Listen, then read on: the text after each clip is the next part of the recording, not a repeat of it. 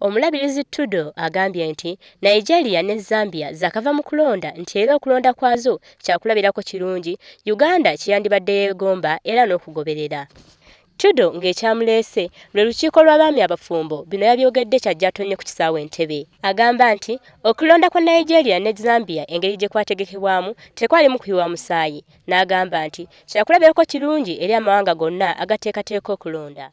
We need to follow the example in Zambia, the example in Nigeria, where it could have been volatile, especially in Nigeria, but they showed an incredible example of how to transition power and how to do it in a peaceful manner. Annyonnyodde nti Uganda nga bw'eteekateeka okulonda singa tekuba kwa bwenkanya amawanga agakula gagisimbye amaaso ekiyinza okugiviiramu okuboolebwa oba sinakindi ne bannabafuzi abamu okuteekebwako nnati. Omulabirizi Tudo agamba nti ng'akatuuka mu Uganda yafunye omukisa okusoma ku mpapula za Uganda wabula nga bye yasomye byamujja enviiri ku mutwe.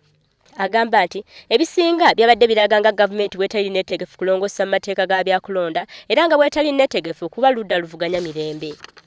Ono yakubirizza akakiiko k'ebyokulonda mu ggwanga okulowooza ku birowoozo by'abantu naddala abali mu bibiina ebitali mu buyinza.